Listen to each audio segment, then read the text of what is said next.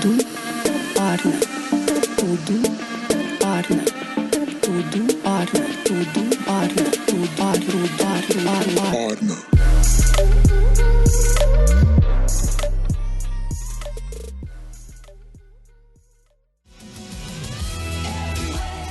Você está ouvindo a série Linha do Tempo, especial de 10 anos de Tudo Orna, a História. E episódio 4, Como Criamos as Nossas Marcas, parte 1. Oi, pessoal! Meu nome é Bárbara. Eu sou a Débora. Eu sou a Júlia. E nós somos as Irmãs Alcântara.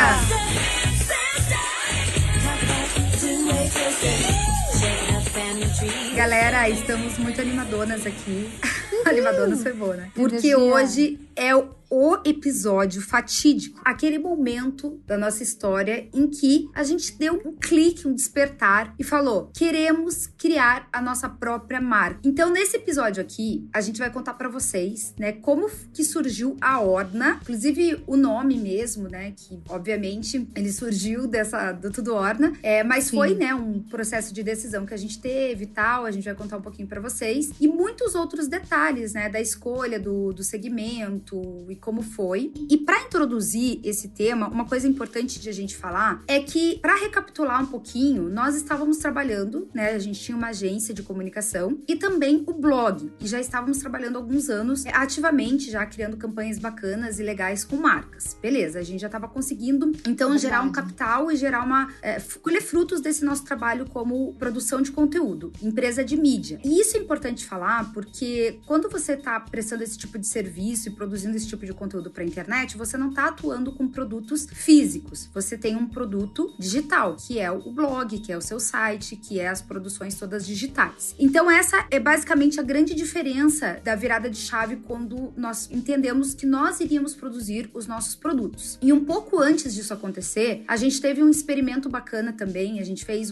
algo legal, que inclusive é uma saída, né? É uma das formas de você conseguir monetizar, né? Ganhar dinheiro com o seu blog e tudo mais, que é trabalhar com colaboração com marcas, desenvolvendo produtos também. A gente vê muitas blogueiras hoje fazendo isso, hoje em dia isso é muito mais comum, colaborações, uma marca específica tem uma linha assinada por uma blogueira, e a gente teve esse passo anterior, antes do desenvolvimento dos nossos produtos, que foi assinar com marcas o desenvolvimento de produtos. E ali, a gente teve essa experiência de mercado, de como seria esse desenvolvimento, claro que muito mais restrito, muito menos liberdade de criação e desenvolvimento, mas foi experiência. E vale lembrar também, né, que a Bárbara é designer de produto, que a Júlia também é designer de produto, e que essas skills e essas habilidades nos ajudavam a entender que isso era possível. A gente entendia, né, o processo do desenvolvimento, de criação, que envolve, enfim, parte de fornecedores, enfim, pesquisa de mercado, as meninas vão falar isso com mais propriedade, mas isso eu acredito que também foi uma das coisas que fez com que a gente enxergasse esse caminho como uma das possibilidades. A gente não sabia até então qual era o futuro dos blogs, e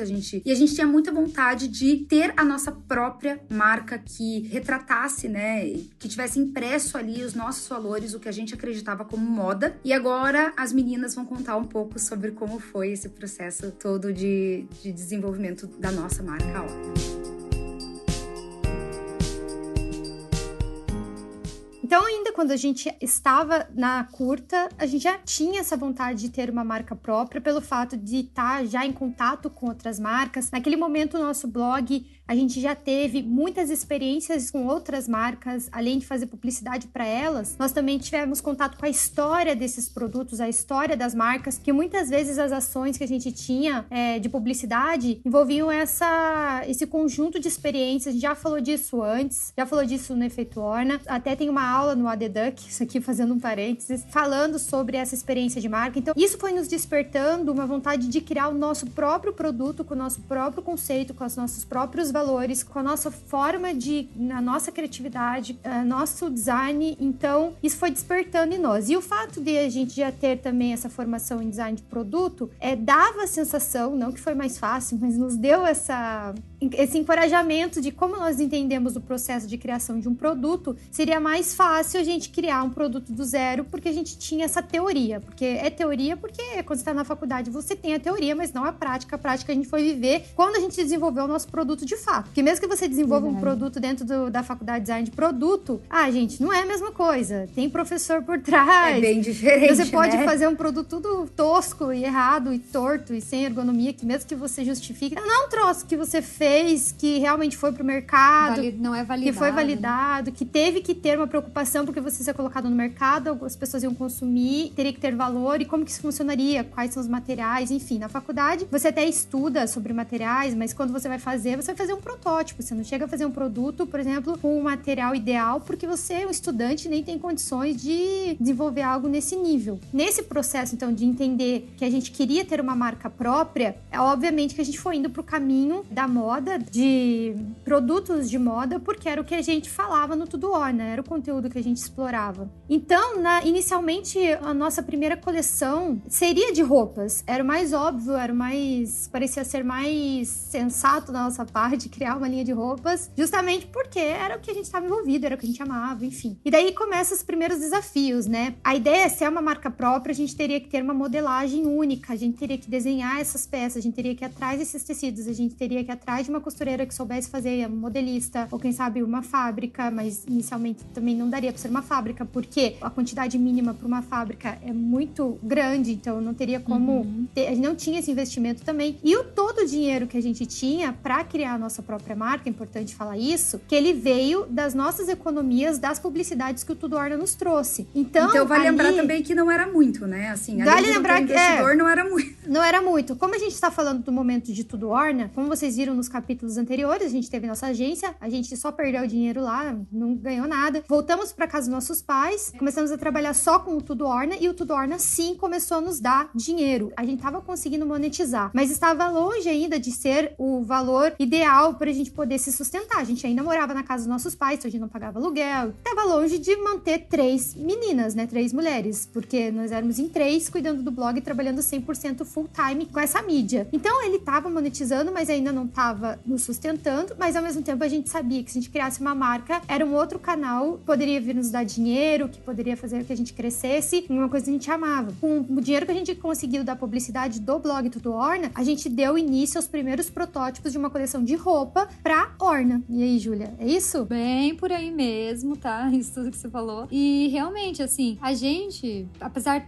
tudo bem, até eu fiz lá design de moda no Centro Europeu, a Bárbara também, designer de produto na faculdade, só que a gente começou a ver o mundo real era muito diferente, né? O mundo real tem que ter uma validação do produto, o mundo real tem que ter produtos que realmente sejam da vontade dos clientes, né? Que as pessoas queiram comprar. E a gente começou a notar que nas nossas publicidades com Tudo Orna, a gente fazia propaganda, né? Publi, né? O famoso publi, das marcas que a gente gostava para o público que se identificava com a gente, e a gente conseguia ver o resultado que isso dava efetivamente para as marcas, né? A gente via o quanto a nossa influência fazia diferença na hora da venda de uma marca, tanto que as marcas fechavam uma vez, fechavam no próximo mês e fechavam outras vezes, porque a gente tinha esse resultado. Foi quando a gente pensou, como a Bárbara falou, por que então a gente não cria uma marca nossa, né? Uma marca Irmãs Alcântara, uma marca que seja a nossa cara, já que o nosso público já tem essa identificação com a gente. Quando a gente pensou lá nos produtos, as roupas e tudo mais, fazia muito sentido, como a Bárbara falou, mas a gente começou a perceber que, calma aí, pra você ter uma linha de produtos, você mexe com facção, você mexe com, principalmente, tamanhos. Então, assim, uma grade de tamanhos, né? Então, pra você fazer uma venda, você tem que ser a não ser que você seja uma marca super nichada, eu sou plus size, eu sou uma marca petit, eu sou uma marca de criança, enfim, você tem que ter uma linha variável de tamanhos da sua peça. E pra nós que não tínhamos esse dinheiro pra investir, começou a ficar complicado. Poxa, quantas peças a gente faz P? Quantas peças a gente faz PP? Quantas peças a gente faz G, GG e tudo mais? Então, a gente começou a pensar sobre isso. E, nesse mesmo momento, a gente também começou a entrar no mundo dos acessórios, né? A Bárbara encontrou um fornecedor muito legal e que fez o nosso primeiro protótipo, e assim começou o início da Orna Bolsas, né? E essa questão da nossa coleção de roupas também tinha muito a ver com a logística e o nosso modelo de negócio. Como a gente trabalhava com a internet, as pessoas não provam as roupas, e quando elas recebessem, se elas tivessem que devolver por algum motivo porque elas escolheram P, M ou G e erraram, ou enfim, não deu certo, nós também não tínhamos condições de bancar com essa logística de troca. Isso é muito pesado. Nós mesmas criamos o nosso site do zero, a gente fez o site da Orna, a loja virtual. Criamos todo o layout, fizemos todo esse processo. Só que a gente nunca nem chegou a colocar a nossa primeira linha de roupas dentro do site por essas questões. Mas a gente chegou a fazer. A gente vai até colocar, então, no nosso resumo, a foto do lançamento da Orna aqui em Curitiba, que foi no Pátio Batel. Também temos fotos dessa coleção, que por sinal é linda, bem linda mesmo. Olha, até hoje, tem tantos anos essa coleção, eu tenho os vestidos ainda, os macaquinhos, e são peças maravilhosas. Porém, a gente nem chegou a colocar para venda. Nesse meio tempo, a gente também já estava estudando a ideia de ter acessórios e qual era o acessório que a gente mais amava na nossa vida, que acompanhava todos os nossos looks, que é uma peça essencial e a gente tem um amor incrível, são as bolsas. Nisso, a gente começou a fazer uma pesquisa de fornecedores, de como que desenvolve novos modelos, a gente já tinha bastante referência do que a gente gostava, como a gente criava. Então, nesse momento, a gente foi buscar, que nem a Ju falou, encontrei um fornecedor muito bom, que também nos orientou, que foi praticamente um mentor na época de quais são os produtos, materiais e como a gente ter uma qualidade excepcional dos nossos produtos, porque a ideia também não daria pra gente lançar um produto que as pessoas usassem e ela já estragasse ou que não fosse de qualidade, até porque a gente ia fazer em pouca quantidade. Essa era a ideia. E é legal que vocês saibam que quando a gente foi começando a desenhar os nossos protótipos e foi desenvolvendo os primeiros protótipos da Orna, de bolsas, demorou bastante até a gente colocar para venda a versão final do primeiro modelo, porque a gente fez uma vez, experimentou, usou, testou, tirou foto, não gostou de como abria, foi de volta, criou um segundo protótipo, testou, não gostou, fez um outro protótipo, mandou fazer tag, então teve vários caminhos até a gente chegar, essa é a JuVV, que é o nome da nossa primeira bolsa, essa é a JuVV e ela tá pronta pra gente vender. E só um detalhe sobre essa da JuVV, que foi a nossa primeira bolsa, nosso primeiro carro-chefe mesmo, ela foi inspirada numa bolsa que a nossa mãe tinha, que era uma bolsa que a nossa mãe comprou numa feirinha hippie, se eu não me engano, né? E que durou os anos todos. Então, quando ela era mais nova, ela comprou essa bolsa e durava por muitos e muitos anos. E a gente se inspirou na bolsa, né? Na bolsa redonda e tudo mais. O problema dessa bolsa da nossa mãe... É uma bolsa argentina, Ju. De um argentino. É de um argentino. O artesão era argentino. E aí, essa bolsa da nossa mãe era muito linda esteticamente, mas ela não era muito ergonômica. Ela virava, ela deixava derrubar os produtos que tinham dentro, então ela era mais bonita, né? Então, quando a gente criou a nossa bolsa, a gente fez muitas modificações de função mesmo para que ela fosse uma bolsa funcional. E a JuVV foi o nosso primeiro carro-chefe, que depois criamos todas as outras bolsas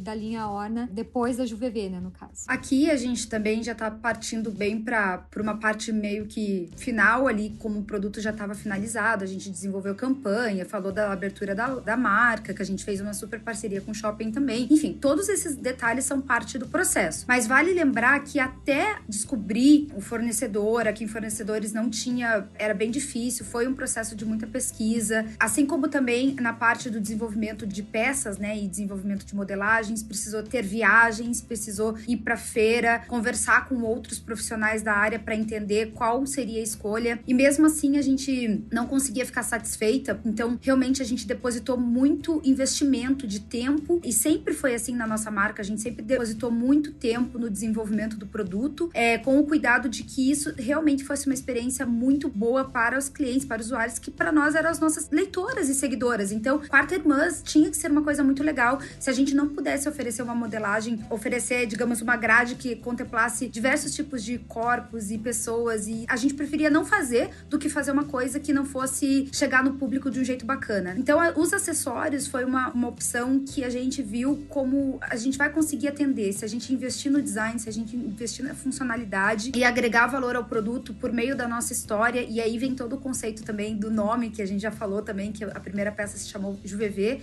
mas a gente sempre empregou na nossa marca a nossa história, homenageando os bairros da cidade, se orgulhando do seu local, da onde você nasceu, coisa que também há muitos anos não era algo comum, né? As pessoas falarem, olha, isso é made in Brazil, ou esse produto foi feito aqui na sua cidade. E aí também a gente pode falar um pouquinho sobre a escolha que nós fizemos, que vai muito dentro dessa linha, no sentido de por que a gente não optou por coleções também de bolsas. Em 2014, né, muito disruptiva, não gosto muito dessa palavra, mas era o que aconteceu, né? Era uma quebra de paradigma paradigma, assim, mas cadê a próxima coleção? O que vocês estão fazendo? Enfim, então eu acho que tem bastante coisa pra gente falar também sobre o conceito da marca.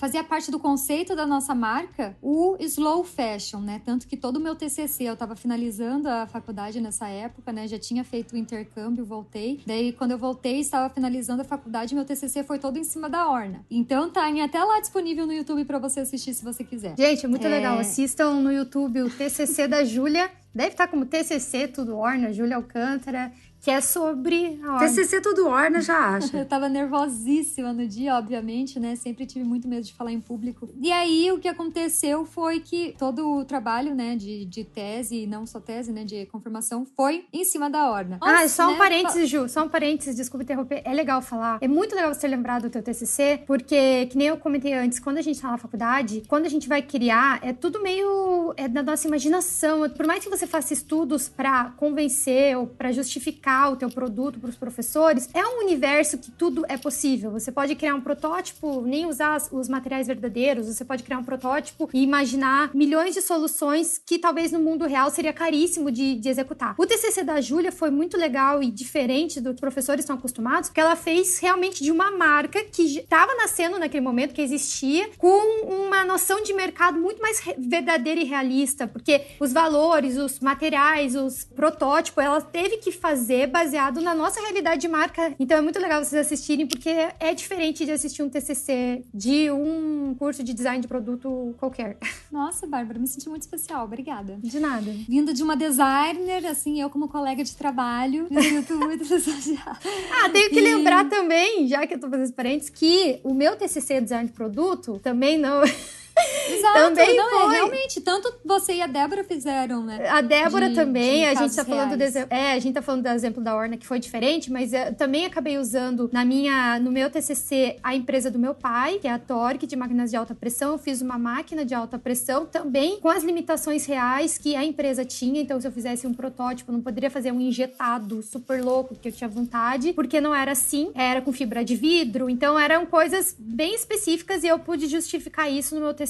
E a Dé, a mesma coisa, dentro de relações públicas, ela fez toda a estratégia de comunicação interna da empresa da Torque, nosso pai também, que foi bem verdadeira. Apesar que dentro da relações públicas ainda você pega uns casos mais de cases reais para tentar melhorar as marcas, né? Mas foram realmente 3 TCCs baseados Eu acho que não é um padrão, guria. Não é um padrão, né? Não, eu acho que o projeto final da PUC, eles estimulam você a desenvolver empresas reais, mas eu vejo que tem projetos finais que são só monografia. E o nosso era monografia e projeto, sabe? Mas assim... Enfim, desculpa, Ju, te interromper. Voltando à parte do design... Sim, que houve esse TCC, né? Houve o TCC e eu fiz e você pode até assistir lá. E nesse TCC a gente fala muito sobre como que a marca foi criada, os valores em cima da marca e também como que foi viável. E pra nós, além de ser algo que a gente acredita, foi algo que foi viável pra nós criar o slow fashion. Que criar uma marca com coleção no estilo slow fashion, né? Eu tinha acabado de voltar dos Estados Unidos, acabado de ouvir muito sobre isso na faculdade de moda, quando fui fazer o intercâmbio, e eu percebi que a gente não falava muito sobre isso aqui. Então, quando eu trouxe sobre a Orna, com esse conceito, eu falei, gente, é óbvio, vamos fazer isso com a Orna, porque a gente não precisa ter várias coleções, a gente não precisa criar uma coleção diferente a cada estação, porque é isso que a gente aprende na faculdade de moda tradicional, né? Tem as estações de ano, tem as coleções, você vai criar uma primavera, verão, outono e inverno, tem lá as semanas de moda, onde as marcas fazem os lançamentos, e é assim que segue o baile. E a gente, primeiro, não tinha como fazer isso, não tinha dinheiro, não tinha estrutura, não tinha como fazer uma coleção a cada estação e também não era do nosso interesse. Por que a gente vai vender uma bolsa que ela vai durar, é de boa qualidade, que é pra você ter pra vida inteira, né? Carregar igual a nossa mãe carregou a bolsa dela argentina por tantos anos, se você cuidar muito bem, é pra você ter uma bolsa de qualidade. Por que a gente vai fazer uma bolsa diferente a cada estação só pra ter mais bolsa, só pra colocar mais bolsa no seu armário, só pra dizer que você tem mais bolsas? A gente começou a repensar sobre a moda nesse sentido também, sabe? O que significa isso, né? O que significa quando nós escolhemos colocar um produto lá, o que significa desse produto? Qual que é o ciclo de vida desse produto? Faz sentido que o produto fique trancado no armário? Ou faz sentido que ele tenha um ciclo de vida interessante, que ele seja usável, né? Por isso que, inclusive, os designs da Orna sempre foram muito focados para serem designs atemporal, no sentido de que a gente fez um design atemporal, sem ser algo que marcasse muito uma estação, uma era, uma trend, uma tendência forte daquele momento, né? E complementando, isso é bem interessante no processo de evolução, né? Porque nós começamos mais novas e depois a gente foi evoluindo o nosso pensamento sobre o que é moda, o que é o design. Se a gente quer criar uma marca, por que tem que ser uma marca mais uma no mundo, né? O que a gente vai poder contribuir de fato? A gente começou a estudar muito em relação à cadeia. Foi mais ou menos nesse período que a gente também começou a falar sobre o estilo minimalista, sobre o que tem muito a ver com essa questão do consumo consciente, e começamos a testar novas formas, né, de vestir, de consumir, e começamos essa conversa, assim. Foi muito interessante. Eu lembro que teve uma das coisas que a gente até colocou no nosso site, na primeira vez que a gente lançou, assim, um dos nossos primeiros artigos, né, sei lá, posso chamar de artigo porque era um post no nosso site mesmo, que dizia: nós nadamos contra a maré. Porque para as pessoas entenderem, né, era difícil das pessoas entenderem quando que vai ter coleção nova, quando que vai ter produto novo, quando que vocês vão lançar o próximo produto Orna. Para nós educarmos o nosso consumidor, a gente teve que ter essa comunicação. Então a gente comunicava: olha, pessoal, essa não é uma marca da qual vocês estão acostumados. Essa é uma marca diferente, essa é uma marca que tá nadando contra a maré. A gente tem toda a preocupação da cadeia dessa marca. Por exemplo, nos nossos produtos são feitos à mão, e são feitos à mão por um artesão. Naquela época era literalmente um artesão. Teu filho, né? Tinha até às vezes ele chamava o filho dele pra também fazer parte, que a gente sempre chamava ele pra fazer os nossos lotes.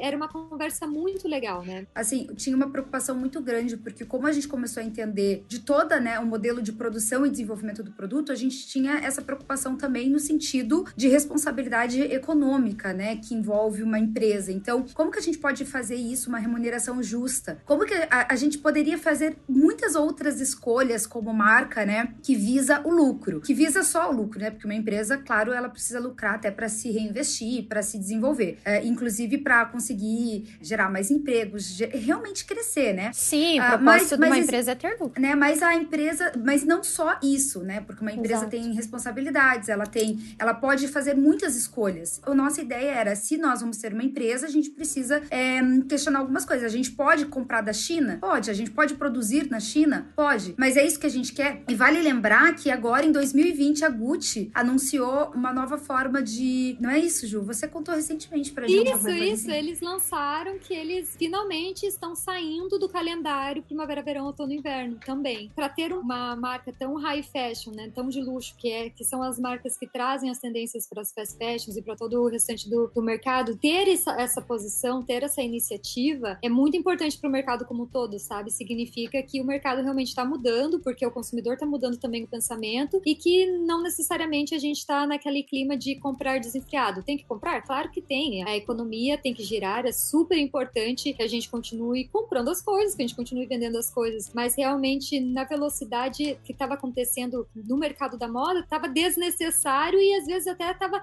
não sei se estava sendo mais positivo do que negativo, sabe? A gente sabe a quantidade de empregos que a indústria da moda cria, mas realmente é importante repensar, e quando a gente vê uma marca tão gigante como essa repensando, é interessante por causa disso, né? Isso me fez lembrar também que a gente falou, né, no meu próprio TCC eu falo, a gente poderia ter tido outros fornecedores, a gente poderia, por exemplo, fazer na China. A gente sabe que na China, e é importante dizer isso, tá, pessoal? Não necessariamente significa que toda a produção na China é uma produção duvidosa. De jeito nenhum. Claro, tem fábricas super sérias lá, que é super legal. Exatamente. A diferença, qual que foi deal breaker pra gente? Que é assim, qual que foi o que não tem como a gente fazer lá? Porque teria muito mais dificuldade da gente ir até a fábrica, entender quem estava fazendo nossos produtos, ver de perto os produtos, né, conhecer. Então, para nós fez muito mais sentido a gente fazer uma coisa no Brasil, onde a gente estaria muito presente, né? A gente poderia chegar ali, conversar com a pessoa que estava fazendo, falar sobre os detalhes, do que exportar de uma forma muito mais barata. Sim, seria muito mais barata. Sim, poderia ser que tivesse qualidade, tá? Porque a gente tem esse estigma que o que vem da China não tem qualidade, e não necessariamente é assim. Mas a gente tomou essa decisão porque a gente queria realmente, inclusive, valorizar o mercado brasileiro. Exato, foram decisões, né? Então foi bem importante você trazer esse ponto. Quando a gente fala, né, poderia optar na China, também não é necessariamente porque lá é duvidoso, mas é porque realmente é mais barato. E então as nossas decisões não foram baseadas em preço. E isso é bem importante falar também, porque isso traz todo o resultado final, né, do desenvolvimento do produto. Outra coisa que vale a pena a gente pontuar aqui, quando a gente tá falando de marca e Orne, é que a Orna, ela sempre... Uma das coisas que também é legal de pontuar foi o quanto nós investimos em design e branding. E quando eu falo isso, eu falo porque a experiência sempre foi muito importante para nós. Então, eu lembro que a gente pagava muito caro, né, em embalagens de madeira, que não estragassem o produto, mas a gente não se importava com isso. A gente estava investindo muito inicialmente, porque a gente sabia que futuramente a gente teria esse retorno desse investimento e que era muito importante essa fase inicial, a gente conseguir expressar tudo que a Orna é,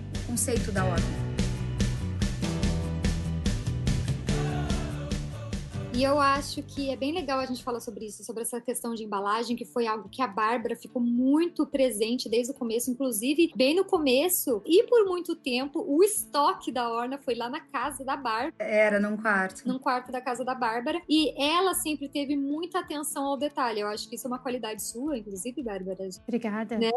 Com certeza. Acredito nós três temos, tá? Mas um capricho, assim, né? Ela tem um... E no quesito também produto físico, né? Então trouxe pra marca esse standard do tipo, não, as coisas da Orna vão ver as coisas caprichadas mesmo, assim. E isso a gente conseguiu conversar com o nosso consumidor desde o começo sobre isso. É legal também falar da linha do tempo, que agora a Ju falou da minha casa, né? Nesse momento eu já tinha casado, recém-casado, já tinha me mudado pro meu apartamento, e que era mais ou menos no momento que a Orna nasceu. A Dé e a Ju ainda estavam na casa dos meus pais, e nesse momento eu já tava lá, por isso que tinha esse quarto sobrando que deu pra ser o estoque da Orna. Então, só pra complementar, assim, no começo do podcast você falou assim, o blog não nos sustentava. Já nesse período aí, a gente já tava, assim, tanto que você conseguiu casar, você conseguiu sair de casa e a gente conseguiu investir na marca. Então, assim, só que não era... É que eu preciso lembrar certinho aqui a linha do tempo, gente, porque assim, quando a gente tava, pra você ver como demora, a gente já tinha pensado na Orna, na criação de uma nova marca, desde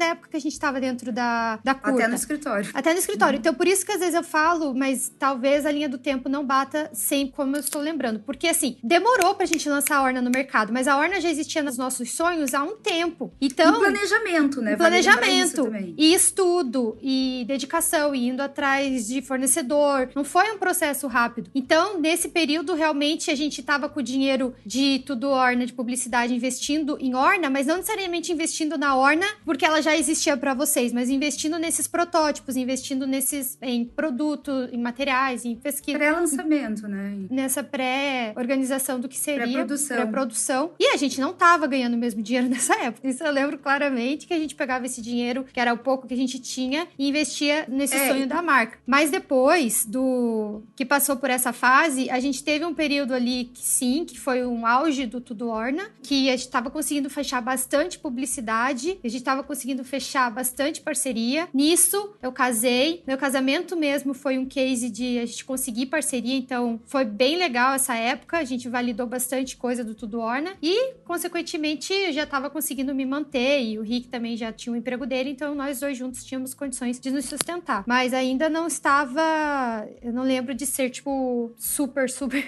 money. Não, o que eu quero dizer é que, assim, ó, para as pessoas entenderem que a gente reinvestiu muito sempre na empresa. Então, quando talvez fala assim, ganhar dinheiro, é na relação de não sobrar para as três, digamos assim. Mas porque entrava, né, tanto que a gente conseguiu criar uma marca, tanto que a gente conseguiu manter a estrutura de um blog, que é uma mídia, uma agência, mesmo que a gente reduzisse o máximo de custos, não era ainda algo que era onde a gente gostaria de chegar e também sempre estava bem apertado, digamos assim, mas é importante dizer isso, que a gente reinvestiu muito e muito e muito na marca. Então esse é um ponto interessante de falar. Bom, daí vamos lá. Nesse momento, Ju, você também comentou aí que a Bárbara falou da linha do tempo pessoal e tal. Então, ela casou e você fez um intercâmbio, é isso? Isso, quando a gente lançou a Orna em 2014, eu tava no intercâmbio, né? Quando a gente fez o lançamento, o pré-lançamento, o soft lançamento. Quando eu voltei, foi quando a gente finalizou o TCC e a Orna realmente começou pela parte dos acessórios, né? Mas sim, eu tive a oportunidade de fazer um intercâmbio por meio da faculdade, né? Fiz o o intercâmbio sanduíche, né? Que sai da sua faculdade no meio da sua... Não no meio, né? Onde você tá. No seu período, vai lá, faz um ano de programa de intercâmbio e volta e finaliza para se formar na sua faculdade. Era numa época que teve um programa do governo chamado Ciências Sem Fronteiras, que foi um programa gigante, né? Muita gente entrou nesse programa, que, enfim, muita gente teve bons frutos, né? Outras pessoas não aproveitaram também. Como tudo, né? Como tudo. Todo tipo de coisa acontece, a pessoa, ela tem que estar muito também disposta a fazer dar certo, né? Eu falo isso porque eu sei de muitas histórias na época de pessoas que, enfim, foram para outros lugares e que acabaram nem fazendo a tese. Não é tese, a gente não tinha que fazer tese, mas a gente tinha que comprovar que ia voltar pro país, fazer ali o que tinha que fazer, enfim, levar a sério, né? Eu levei o programa muito a sério, lógico, tudo tem a sua parte de diversão e tudo mais, mas eu levei o programa muito a sério e foi muito produtivo pra minha vida. Muito, principalmente, né, porque eu fui para os Estados Unidos e eu percebi como nos Estados Unidos as coisas funcionam de um jeito diferente. E depois do programa, você tinha a chance de fazer um estágio ou não. Você podia escolher, ou você volta para casa ou você tenta fazer um estágio, né? Você tem que se aplicar e você tem que ser aprovado no estágio, né? Eu falei, não, eu quero fazer um estágio. Eu quero ter essa experiência de trabalho nos Estados Unidos. E aí, eu peguei e me inscrevi, né? Eu falei, eu quero ir para Nova York ou para Califórnia. Eu não sei porque eu coloquei isso na cabeça, porque eu tava numa cidade tão pequenininha nos Estados Unidos que quando era para fazer estágio, eu falei que eu queria fazer um estágio numa cidade zona grande. Que bom, eu me inscrevi em um monte e consegui passar no estágio na cidade de Nova York, numa marca, veja só, de bolsas e acessórios, que se chama Harfest, que também uma marca familiar, enfim, eram dois irmãos sul-coreanos, que eram sul-coreanos / americanos que moravam em Nova York e abriram a Harfest. Então foi muito legal esse período, porque eu vi a dinâmica deles trabalhando, era uma empresa pequena, era basicamente os dois, mais uma pessoa colaborando e eu. Então, eram 4 pessoas ali, e eles fazendo tudo, eles embalando e tudo mais, então me lembrou muito a nossa dinâmica, sabe? Eles brigando, eles discutindo, e eu ficava, nossa, cara, que bom, né, que não é só a gente, porque e eu gostei muito, assim, de ver, assim, que, cara, olha só, também são irmãos. E olha só que legal, né? Uma experiência muito interessante que você viveu na Harfest, porque você era, naquele já momento, uma fundadora de uma marca de bolsas, mas estava estagiando, né? Com uma humildade muito massa, assim, de aprender mesmo. Poderia muito bem, né? Pô, tô no mesmo, sei lá, tenho também uma marca lá no Brasil e tal, mas naquele momento... Porque, assim, não tem espaço pra ficar com o ego inflado nesse momento, né, gente? O aprendizado, e eu não ganhei um tostão, tá? Pra até explicar, assim, era um estágio não remunerado, e pra mim, só a oportunidade de estar ali, eu falei assim, gente, se eu tivesse dinheiro, eu pagava. Portanto, que eu tô aprendendo aqui, mas eu não tinha. Então eu falei, então que bom que a gente tá trocando o meu tempo pelo aprendizado e tudo mais. O Lucas, inclusive, que está fazendo essa live aqui, né, esse podcast aqui com a gente, ele também fez o programa, né, a gente se conheceu lá e ele também fez o estágio lá em Nova York, na Viacom, num lugar super massa. Conseguiu um estágio super massa lá em Nova York também. Então foi super legal e eu acho que, assim, quem teve essa experiência, e pra mim, né, falando pessoalmente, não vou generalizar, mas pra mim essa foi uma experiência muito importante de entender como que o mercado americano funciona, como que são as relações de trabalho, como o negócio é mais direto. No começo eu estranhei. No começo eu fiquei, cara, é tudo tão direto, cadê o rebuliço? Cadê o tato? Cadê o barangandão, o xiringuidum? Sabe? E não tinha isso, não tinha esse negócio do Brasil, era um negócio mais direto. Vai, fez, não fez, não sei o quê, negócios à parte, amigos à parte também. Não é porque você tava como estágio não remunerado que você era diferente de qualquer outra pessoa lá. Eles cobravam, você tinha horário, mandava, você normalzinho. Total. Nossa, maior compromisso. Tipo, teve um dia que eu tava mal, assim, meio mal do estômago e tal, não fui. Mas, cara, fiz questão de trabalhar em casa, assim, porque era um compromisso que eu tinha. Eu falava, cara, não posso deixar eles na mão. Eu trabalho lá. Exato. Eu sou uma peça fundamental. Eu sou uma peça fundamental, importante. Exato. A minha tipo, pô, quem que vai responder o Insta e tal? Então, era um senso de responsabilidade que eu criei mesmo, porque eu vi que o que eu tava fazendo era muito importante. Nossa, olha, eu tô postando aqui as coisas pra várias pessoas verem, sabe? O que eu posto faz diferença, o que eu posto as pessoas estão gostando. Consegui fazer, eu lembro que lá mesmo consegui fazer umas parcerias com os influencers, pensa, isso em 2014. Consegui aos poucos fazer umas parcerias com os influencers, coisas que eles não estavam ainda muito fazendo, eu comecei a fazer. E foi bem legal, assim, foi uma experiência ótima. E quando a gente voltou, foi aí que fiz o TCC da Orna e tudo mais, e a gente já começou a fazer isso com a Orna em 2016, foi quando eu voltei.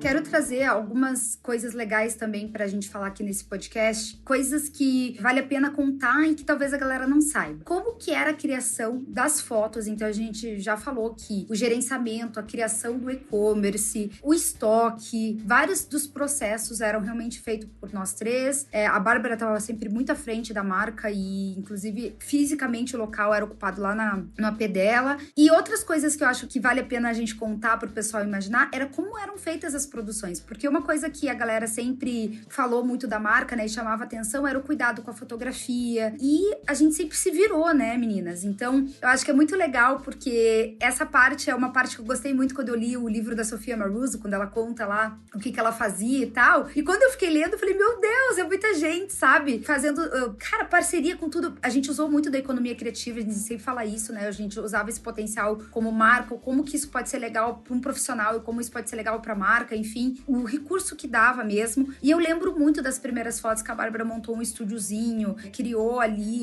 para tirar a foto de cada um dos produtos e que esse trabalho ele foi muito artesanal, né? Ele foi por muito tempo realizado de uma forma muito, muito agente. Então eu acho legal contar esses bastidores pra galera imaginar como isso era feito, sabe? Lembrando que nessa época ainda, né, gente, eram só nós três. Eu não lembro, o Kelvin estava envolvido já ainda? Já? Acho que ele não tinha voltado ainda. Porque lembrando que ele tinha saído e daí depois ele retomou, mas ainda não nesse momento, né? Acho que ainda não. Eram só nós três nesse momento e nesse momento a gente tava ali. A gente tirava foto, editava foto, colocava no site, inclusive nós mesmos, né, sempre éramos as modelos também, muitas vezes, né, todo esse processo, principalmente no começo, até hoje. Cara, né? Então, aí eu tô fazendo um curso de futurismo e pós-categorização. Posso passar pra vocês qual que é o curso que eu tô fazendo pra vocês darem uma olhada lá, pra vocês conhecerem. E o que acontece? Lá nesse curso da Aerolito, eles estão falando sobre bastante essa pós-categorização. E assim, cara, uma coisa muito nova, pós-categorização, né, e essa questão de você ter várias profissões ao mesmo tempo, eu fico pensando, poxa, mas isso não é uma coisa do futuro. Isso é uma realidade já, né? Se a gente pegar qualquer youtuber, qualquer influenciadora, né, que trabalha com produção de conteúdo e depois criou a sua marca, enfim, essa pessoa, ela é multicarreiras já em uma única carreira. E, né, Já diz o livro do Instagram Skills, não é mesmo? Já dizia o livro do Instagram Skills, que também, né, trouxe lá essa citação desses tipos de artigo que falam sobre essa multipotencialidade e que você precisa desenvolver múltiplas skills no processo digital, que é um processo pós-revolução industrial, onde você é um especialista e faz uma única coisa. E pra nós, e eu penso que a maior dificuldade era, na verdade, e ainda é hoje para algumas pessoas que ainda vivem com um pensamento mais de revolução industrial mesmo, de ser uma única coisa e ter uma única carreira, e o que você vai ser quando crescer sendo uma única coisa, como uma dificuldade em comunicar mesmo. Porque agora todo mundo já sabe que eu preciso fazer stories, eu preciso produzir, escrever, eu preciso estar na rede social, lidar com isso, lidar com aquilo. Só que existia uma dificuldade em falar, né, que você é múltiplas coisas, assim, porque a gente quer colocar numa caixa, a gente quer dizer, não, eu sou isso, eu sou aquilo, eu sou aquele outro. Então, isso me lembra muito, porque pra nós, na nossa realidade como uma empresa digital, como depois sendo um e-commerce e vindo desse mundo, nós nunca conseguimos nos categorizar, sabe? Era muito difícil, porque se você falasse blogueira, resumia uma coisa que as pessoas não conseguiam ter um entendimento do que existia por trás. Então, quando a gente também mudou esse período de Orna, foi um período de mudança de categoria, né, que a gente se tornou empreendedora aos olhos do público, embora todo mundo sabe aqui, e a gente contando a história, que nós sempre fomos. E foi isso, inclusive, que nos levou a ter uma agência séria e um blog sério, né, e profissional. Mas essa mudança realmente ocorreu. E existe uma outra lembrança bacana dentro desse... Depois eu queria que a gente contasse como um grande finale, que foi quando a gente saiu na Elle, né? E aí a gente teve aquele episódio de São Paulo Fashion Week, que foi todo aquele link que a gente fez na nossa vida e tal. Eu queria contar essa evolução mesmo, sabe? Eu queria que a gente desse essa passagem do como que era. Eu posso falar do começo rapidamente, que éramos tudo, e no começo eu fazia foto que ia pro site e também fazia o editorial pra divulgação no Instagram. Isso tudo a gente improvisava, muitas vezes a gente usava, que nem a Débora já falou, e a Ju, nós mesmas, então saía eu e a Júlia por aí e eu fotografava ela com as bolsas e vice-versa. Eu mesma embalava todas as bolsas e enviava pro correio. Então na época, como a gente não tinha um fluxo de vendas como a gente teve depois, lotes, mesmo que a gente conseguisse esgotar o nosso lote cada vez que a gente abria as nossas vendas, eram lotes pequenos no começo, para daí a gente ir explorando novas quantidades. Então, por exemplo, no primeiro lote, a gente fez lá 15 bolsas. Daí esgotou as 15 bolsas, eu fui lá, embalei todas elas, fui diretamente no correio enviar. E isso é normal. Se você tem marca, se você tá começando na sua loja virtual, você vai fazer tudo isso. Você não vai ter uma logística, você não vai ter alguém que vai embalar. Você vai fazer isso, é normal. Então, a gente começou desse jeito. E conforme a marca for crescendo, obviamente que isso foi se tornando insustentável, porque é uma parte bem grande que você dedica, é um tempo que você dedica pra fazer a montagem das bolsas, do padrão que a gente quer, do jeito caprichado que a gente quer. Isso leva tempo. Então, aí, nesse momento, o time precisou aumentar novamente. Nessa época é bem legal falar que, como a gente era blogueiras, a gente também tinha muitos contatos com outras blogueiras da época, porque a gente tá feito ações junto com elas, publicidade juntas, viagens juntas. A gente acabou criando uma amizade com várias meninas. Então, no começo, a gente também investiu em marketing de influência logo no começo, por a gente ter essa amizade, né, com as meninas. Pra nós era muito bom, porque o que a gente fez? A gente separou uma quantidade de bolsas que a gente investiu, comprou elas e não colocou pra venda, pra dar de presente pras nossas amigas. Só que era um presente diferente que elas recebiam, né? Porque elas eram de nós, elas já nos conheciam, elas já viam a gente usando. Então, elas acabavam postando espontaneamente muitas vezes. E o que foi muito legal pra nós, porque deu mais visibilidade pras bolsas quando essas nossas amigas blogueiras começaram a usar. Bom, aí a Orna, a gente já passou por muitas coisas, mas uma história interessante que aconteceu com a marca, que é legal vocês saberem, se vocês sabem que o Natal é uma das épocas mais interessantes para o comércio, nós também nos preparamos para abrir um lote de vendas no Natal. Quando eu falo abrir um lote ou abrir o carrinho, como a Ju já explicou, a gente não tinha bolsas disponíveis o tempo todo, a gente não lançava novas bolsas a cada coleção, então a gente tinha lotes que assim que os artesãos terminavam, a gente colocava para venda, e esse processo é demorado, da construção de uma bolsa, né, artesanal. Aí, só que o que aconteceu? A gente conseguiu se preparar para o Natal para um lote muito maior. A gente fez um lote de 100 bolsas para aquele Natal, abrindo o carrinho para vender esse lote, mesmo as bolsas não tendo sido finalizadas. Porque a gente sabia que elas seriam a tempo de mandar para os nossos clientes, mas a gente também não queria perder o time das pessoas poderem comprar e presentear os seus parentes, amigos, namorados, irmãos, família, enfim, no Natal e não chegar a tempo do Natal. Então a gente tinha que se preparar para essa data. A gente encomendou as 100 bolsas e a gente esgotou o lote de 100 bolsas nesse Natal. A gente foi incrível, a gente foi super feliz, obviamente. E aí, maravilha, quando a gente recebeu esse lote... É importante falar que esses produtos, né, esse lote, foi a primeira vez que a gente mudou de fornecedor. E não foi nem mudou de fornecedor, a gente ainda estava em contato com o mesmo fornecedor, e esse mesmo fornecedor nos falou: olha, meninas, vocês precisam de 100 bolsas, certo? Então deixa comigo que eu vou fazer aqui o contato com uma fábrica que eu conheço, que eu garanto, que fica perto da onde eu já faço trabalhos com eles, então vai ser ótimo. Porque como era uma quantidade maior, não teria como ser o nosso artesão que fizesse todos aqueles produtos. Então a gente, pela primeira vez, confiou no nosso fornecedor que fez essa ponte, né, com a fábrica. Inicialmente a gente fechou com o fornecedor essas 100 bolsas e sabia que ia chegar a tempo e confiava, porque já era o nosso fornecedor, mas a gente não sabia que esse fornecedor ia contratar uma fábrica que ia terceirizar as facções para conseguir atender a nossa demanda. Então isso não tinha sido... Eles não tinham nos dito isso. E como eles imaginaram que essa terceira facção ia conseguir fazer com a mesma qualidade, enfim, não sei o que passou pela cabeça deles. Eu só sei que quando a gente recebeu as bolsas, foi assim, assustador. Porque a gente já tinha vendido aquele lote de 100 bolsas, as pessoas já estavam esperando receber urgentemente, porque elas precisavam das bolsas para presentear no Natal, imagina, a gente tinha um compromisso. E ao mesmo tempo, elas não estavam na qualidade que a gente queria, que a gente preza, que a gente está acostumada, que eram as outras bolsas da Orna. Elas estavam com uma qualidade inferior e isso foi muito desesperador, porque a gente não poderia entregar aquelas bolsas com uma qualidade inferior do que a gente entende que é a Orna. Então foi uma corrida, a gente teve que falar com o fornecedor, falou como assim, levou a bolsa lá, ele realmente confirmou que não veio na qualidade, nos contou que acabou terceirizando para poder atingir as quantidades de bolsas que a gente precisava, e essa nova facção, por nunca ter feito as nossas bolsas antes, não conseguiram fazer na mesma qualidade. Pra você ver, gente, que não é assim tão simples, é uma bolsa, é só copiar, replicar. Não, tem todo um acabamento na costura, tem todo um acabamento na cola, tem todo um acabamento que até mesmo da matéria-prima que precisa ser conservado, senão não vira uma bolsa Orna. Eu lembro que até quando chegou a bolsa, a gente falou, gente, isso não é uma bolsa Orna, isso é uma falsificação da bolsa Orna, a gente não pode mandar pras pessoas. Mas só pra vocês verem como essas coisas acontecem, e foi muito difícil, porque a gente daí mandou as bolsas que foram boas, obviamente, né, porque não foram todas que foram feitas, não foram as 100 bolsas que vieram errado, né, a gente mandou, e foi uma corrida de ficar ligando pros clientes um por um, perguntando se eles aceitariam trocar a bolsa deles por determinada cor, se aceitariam um determinado prazo maior, e a gente foi negociando com os nossos clientes, e foi um trabalho bem um por um. Eu lembro que o meu pai teve que ligar para alguns também, meu pai entrou na jogada, minha mãe, todo mundo teve que ajudar, para que a gente conseguisse... Tava perto, né, a gente não tinha time, né, então não tinha time. Quem tava ali perto, a gente falou...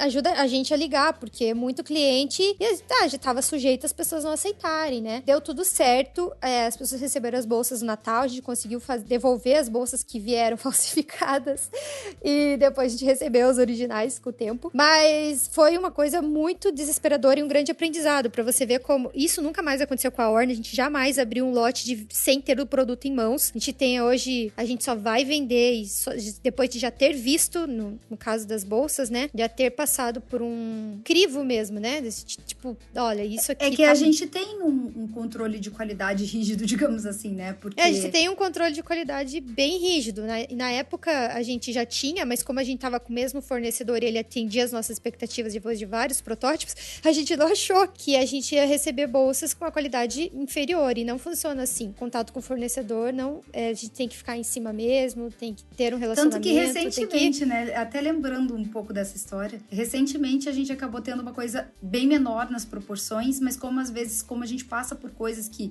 claro, não erra mais, é o ideal, mas recentemente a gente também teve uns problemas com os nossos produtos físicos do Efeito Orna, que é o nosso livro, que também é uma produção independente, e acabou que por essa confiança ali com o fornecedor e tudo mais, acabou vindo um lote completamente fora do nosso padrão de qualidade também, porque o fornecedor resolveu fazer com algum outro fornecedor dele lá e não nos avisou. Terceirizar. Enfim, né? Terceirizou alguma coisa. Então isso foi bem difícil. Foi bem interessante essa situação com a Orna no Natal, e também foi uma loucura, porque a gente não pensou nas proporções de vender 100 bolsas no mesmo lote, a quantidade de tempo, quantas bolsas a gente teve que embalar, foi uma loucura. A gente lembra que a gente já tava no barracão e nessa hora a gente usou, nossa, era muito espaço, virou uma linha de produção ali pra embalar 100 bolsas.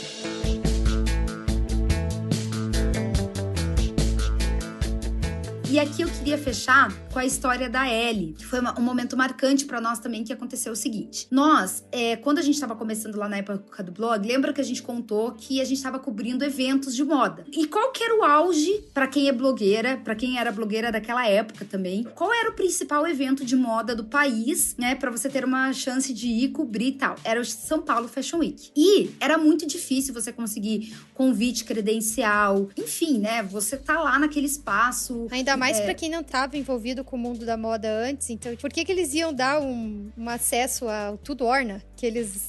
Exato, né? Tipo assim, quem é o Tudo Orna na fila do pão? E a gente tinha esse sonho e tal, e surgiu uma oportunidade nesse momento que a gente tava indo pra Brasília, de carro e tudo, em família.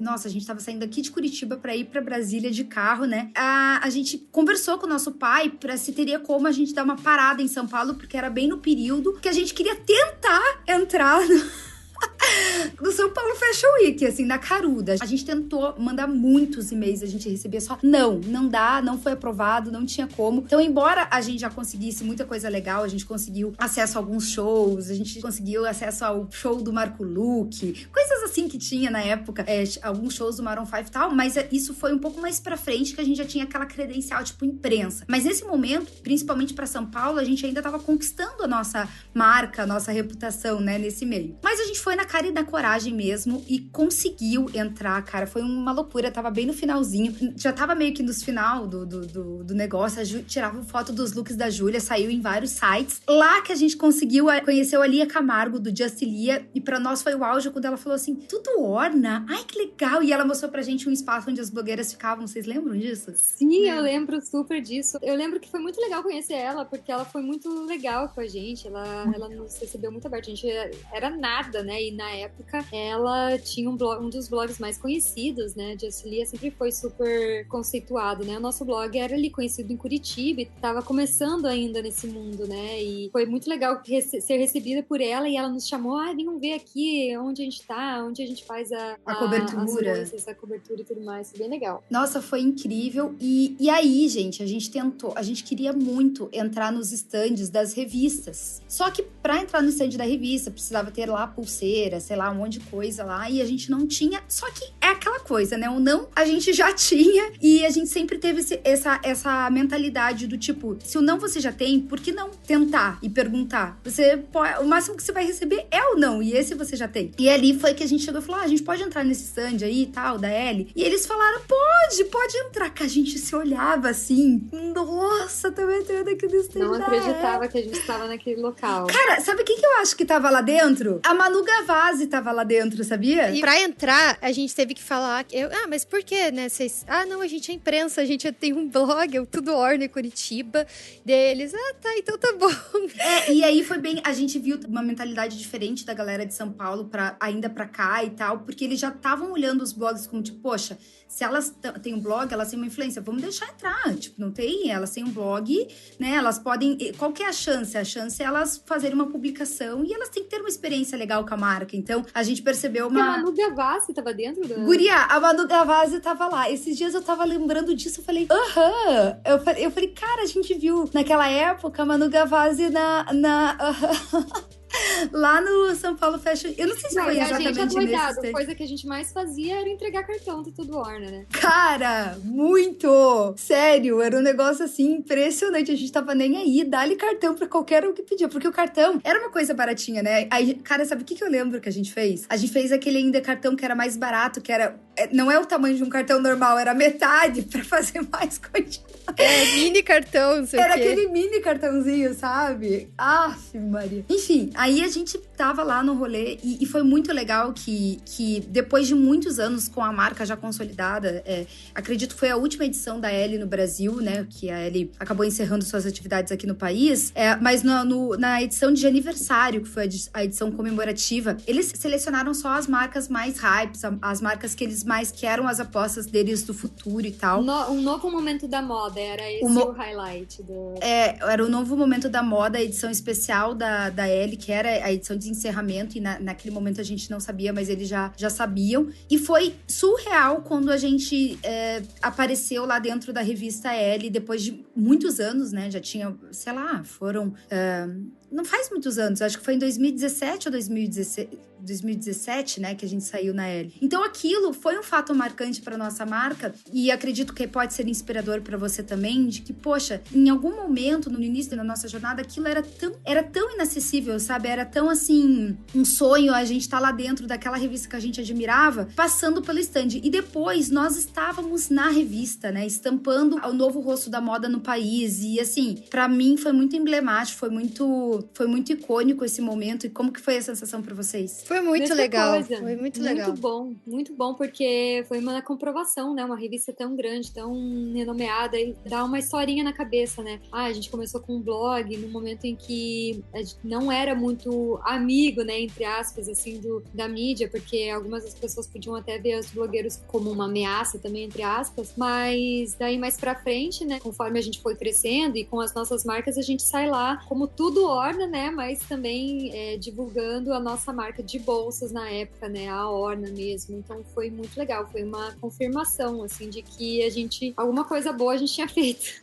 E é muito, assim, quando a gente conta, a gente sempre gosta de abrir bastante os bastidores, né? E mostrar, mas pra mim isso é a validação de um resultado, né? De pessoas que são executadoras, que não deixam as ideias só no campo das ideias, mas que arriscam mesmo, têm vontade de fazer, sonham alto e conseguem, né? Então, quando a gente começa a ganhar esse tipo de escala, assim, nacional, uma visibilidade nesse nível, assim, poxa, é muito incrível. A gente teve vários momentos muito legais em que a gente passou a ter uma projeção nacional, assim, da nossa marca. Enfim, eu acredito que é gratificante para todo empreendedor, que é o resultado, e também traz o orgulho pro consumidor, né? Pra nossa leitora, pra galera que acompanhou e que tem todo orgulho, porque a gente sabe que por trás da Orna existe essa história toda, todo esse caminho, e quando uma pessoa compra um produto da Orna e consome qualquer um dos nossos produtos, né? Seja ele um post do Instagram, ou seja ele um batom, uma bolsa, um produto ou um curso, é uma pessoa que entende o valor dessa jornada, né? Que entende tudo isso que a gente vivenciou. Então, eu acho incrível, assim, foi muito legal. A gente pode, no próximo episódio, começar a falar, então, sobre como a marca ganhou ramificações, porque a gente tá falando aqui de Orna, e eu até me antecipei um pouquinho, porque eu queria trazer um pouco de falar como a marca tá hoje, né, em alguns aspectos e tal, pra não ficar também só essa lembrança do passado. Mas tá legal, a gente tá trazendo essa história, assim, na linha do tempo. Então, no próximo episódio, vamos dividir em 2 também esse aqui. E no próximo, a gente vai falar sobre a criação da Orna Makeup, né, que foi essa variação da Orna, que foi esse novo produto que surgiu dentro do grupo, da marca, e como ele surgiu, e também o processo de lançamento desse produto foi muito interessante. É legal contar toda a história, né, a produção de como foram feitas na Ilha do Mel, deve ter umas histórias legais também pra contar. É verdade. Orna Makeup é muito legal. Orna Makeup é um episódio que vocês vão amar, porque, imagina, né, nós estávamos inseridas com uma marca de bolsa, a gente foi parar no mundo dos cosméticos. É muito louco e vocês vão gostar, porque a criação da Orna Makeup, ela veio de uma forma muito inusitada acontecendo na nossa vida. E aí a gente conta bastante sobre essa marca e fica aqui com a gente, porque olha só tudo que vai acontecer. A gente vai falar da evolução da Orna, mas tem ainda o Apartamento 33, tem o Orna Café, tem o efeito Orna, tem as nossas visões. O efeito Orna é muito louco, hein? Tem coisa, e assim, o que a gente conta aqui pra vocês, gente, é a pontinha da pontinha do iceberg. A gente conta alguns highlights, né, de lembrar de momentos legais, bastidores, alguns perrengues interessantes, até pra que você possa tirar algumas lições e perceber como que acontece, né, que o que é postado na rede social é uma parte, mas existe muito trabalho atrás da rede social pra que a coisa toda funcione, né? A gente separa, assim, alguns momentos, e no próximo episódio temos a parte 2 da Orna, que a gente vai falar um pouquinho do surgimento da Orna Makeup. Te vemos no próximo episódio. Beijo! Tchau, tchau. Tchau, tchau. Tudo Orna. Tudo Orna. Tudo Orna. Tudo Orna. Tudo Orna. Orna.